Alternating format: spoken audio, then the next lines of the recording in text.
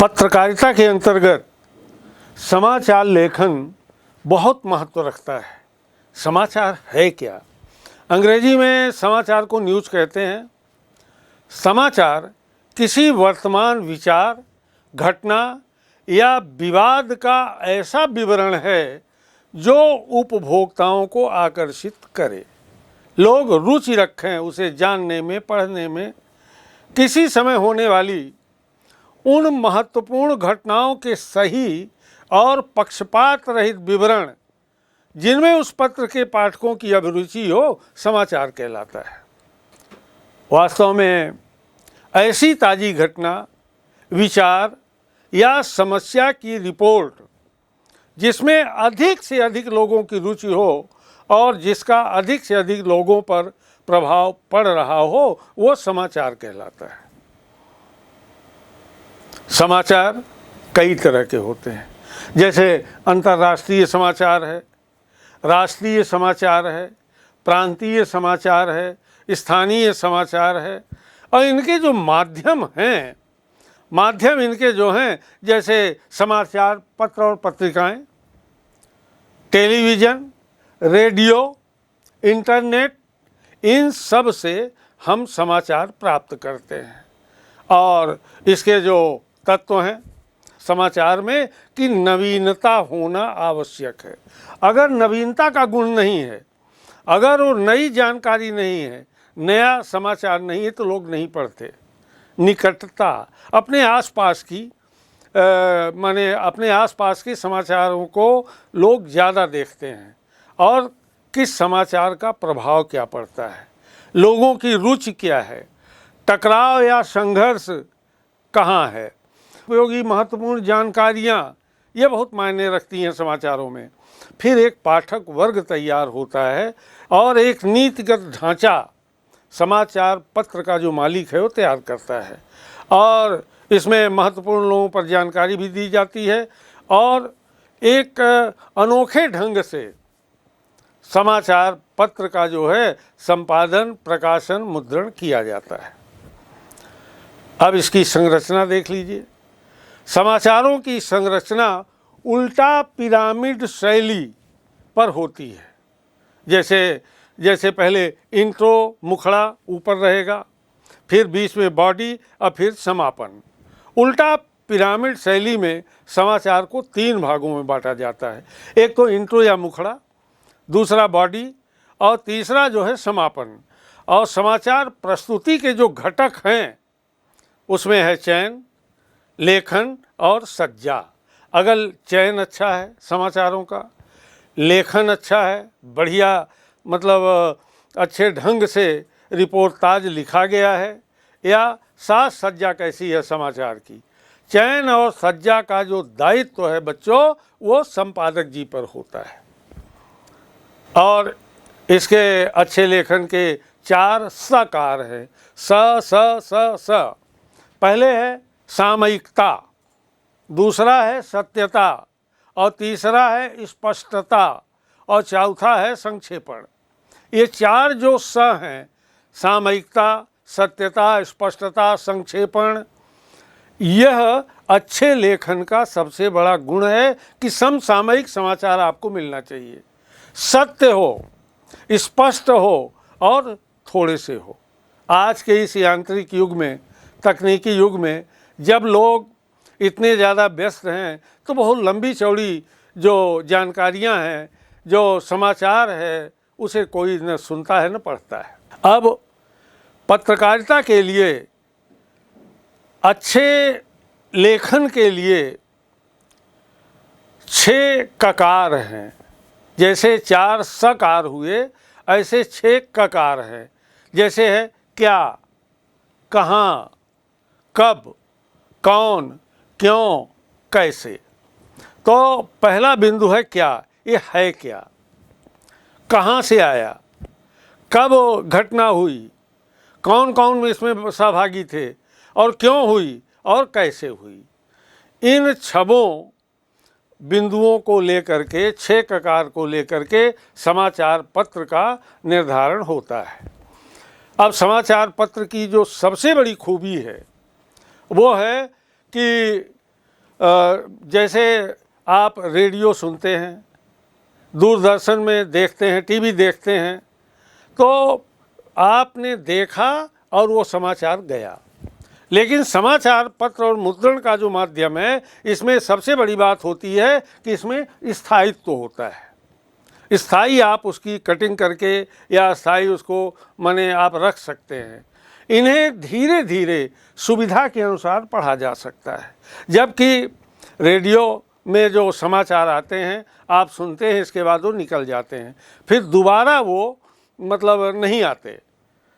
एक ही समाचार को अनेक बार किसी भी क्रम से आप पढ़ सकते हैं। ये इसकी सबसे बड़ी खूबी है, विशेषता है।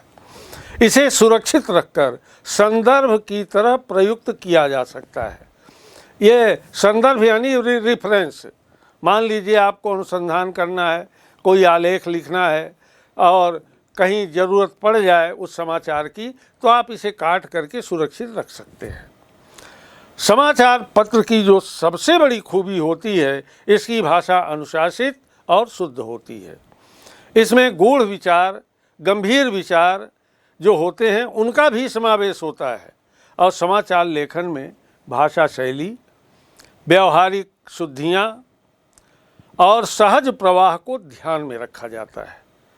रेडियो के समाचार में उच्चारण एवं ध्वनि संबंधी सावधानियां आवश्यक होती हैं, जबकि समाचार में भाषा शैली, व्यवहारिक शुद्धियां और प्रवाह, बोलने का जो ढंग है, जो भाषा की प्रवाहमयता है, सहजता है, वो होती है समाचार पत्रों में।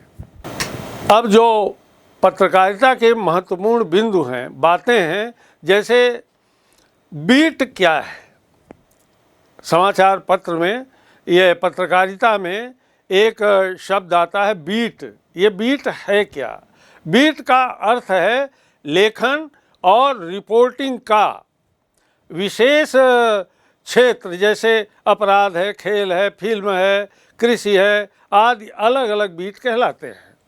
तो आपकी समझ में आ गया कि बीट क्या है। लेखन और रिपोर्टिंग का जो विशेष क्षेत्र है, जैसे अपराध जगत है, खेल जगत है, फिल्म जगत है, कृषि जगत है, इनके सबके अलग अलग बीट होते हैं, ये बीट कहलाते हैं। बीट रिपोर्टर क्या है? किसी विशेष क्षेत्र के लिए लिखने वाला पत्रकार जो है वो बीट रिपोर्टर कहलाता है। फिर अब आगे एक शब्द और है, संपादन का सिद्धांत। तो पत्रकारिता में जो संपादन का सिद्धांत है, तथ्यों की शुद्धता, वस्तुपरकता, निष्पक्षता, संतुलन, स्रोत की प्रामाणिकता, तथ्य शुद्ध हों, सही हों, वस्तुपरक हों, निष्पक्ष हों और संतुलित हों। और जो आप समाचार दे रहे हैं, जो आप संपादन कर रहे हैं, उसमें प्रामाणिकता का होना परमावश्यक है। और बच्चों, समाचार लेखन में समाचार एकत्र करने वाले संवाददाताओं एवं उन्हें अपने योग्य बनाने वाले संपादक मंडल की भूमिका प्रमुख होती है। जो समाचार एकत्र करते हैं उनको संवाददाता कहते हैं, संवाद देने वाले। और छपने योग्य उस समाचार को जो तैयार करते हैं वो संपादक मंडल की भूमिका है, वो संपादक मंडल उसको बनाता है। एक और बहुत महत्वपूर्ण शब्द है एंकर बाइट। एंकर बाइट क्या है? बाइट का अर्थ है कथन। जब एंकर सूचना के साथ किसी प्रत्यक्षदर्शी या संबंधित व्यक्ति का कथन या बातचीत दिखलाता है तो उसे एंकर बाइट कहते हैं। इसमें समाचारों की प्रामाणिकता जो है बढ़ जाया करती है। और इसी से जुड़ा हुआ बच्चों, जिसे अंग्रेजी में मास कम्युनिकेशन कहा जाता है, ये जनसंचार है। जनसंचार क्या है? जनसंचार पत्रकारिता से जुड़ा हुआ है। किसी व्यक्ति को काफ़ी बड़ी संख्या में लोगों के पास कुछ सार्थक चिन्हों, संकेतों या प्रतीकों के संप्रेषण से सूचना, ज्ञान और मनोभावों का आदान प्रदान जो होता है वो संचार कहलाता है। कुछ सार्थक चिन्ह, प्रतीक और संप्रेषण से सूचना, ज्ञान और मनोभाव जो आदान प्रदान किए जाते हैं उसे हम जनसंचार कहते हैं। जनसंचार के माध्यम क्या क्या हैं? जैसे आप जानते हैं कि अपनी बात कहने के लिए पुराने ज़माने से लेकर पहले से ही हमारे पास रहा है डाक तार माध्यम। हम तार के माध्यम से, डाक तार के माध्यम से अपनी बात कहते थे।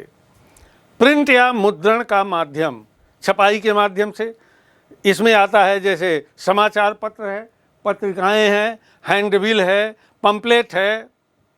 ये तो हुआ माने मुद्रण का माध्यम, प्रिंट माध्यम।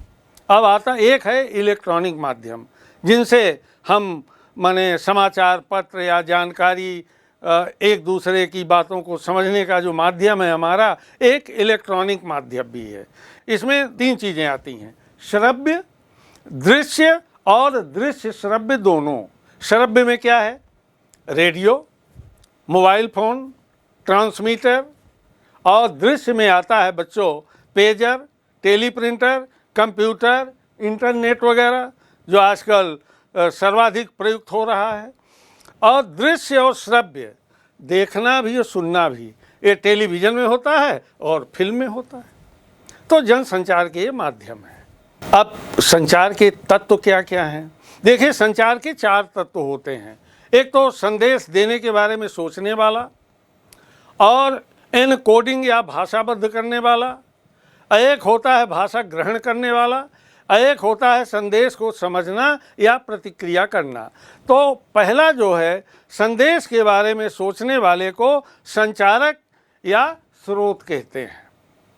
और दूसरा है संदेश या कूटीकरण। कूटीकरण माने एनकोडिंग या भाषाबद्ध करना, ये संचार का दूसरा तत्व है। और तीसरा है संदेश या कूटवाचन। कूटवाचन को डिकोडिंग कहते हैं, या भाषा ग्रहण करना। एक होता है प्राप्तकर्ता, माने संदेश को समझना और प्रतिक्रिया करना। अब ये संचार के प्रकार कितने हैं? संचार के जो प्रकार हैं, तो पहला है बच्चों सांकेतिक संचार, और दूसरा है मौखिक संचार, और तीसरा है अमौखिक संचार। संचार जो है कार्य क्या करता है? संचार के माध्यम से कौन कौन से कार्य हमारे संपादित होते हैं? तो पहला काम है सूचना देना, जानकारी मिल जाना। मतलब जितने प्रकार की सूचनाएं हैं वे जनसंचार के माध्यम से हमें प्राप्त होती हैं। और शिक्षित करना, जनमानस को प्रशिक्षण देने के लिए, शिक्षित करने के लिए जो है जनसंचार कार्य करता है। और तीसरा है मनोरंजन। ये मनोरंजन भी हम टीवी, दूरदर्शन और नेट वगैरह के माध्यम से हम जो है मनोरंजन भी करते हैं, शिक्षित भी होते हैं, हमें सूचनाएं भी मिलती हैं, और निगरानी करने की प्रक्रिया भी इसके अंतर्गत है।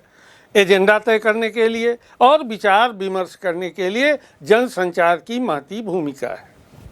बच्चों, आज हमने पत्रकारीय लेखन और उसके विविध आयामों पर पूरी तरह से चर्चा की, और आपकी समझ में भी आ गया है कि पत्रकारिता है क्या, और पत्रकारीय लेखन क्या है, पत्रकार कितने प्रकार के होते हैं, और पत्रकारिता कैसे की जाती है, कितने प्रकार की होती है, और जनसंचार का जो माध्यम है कौन कौन से हैं।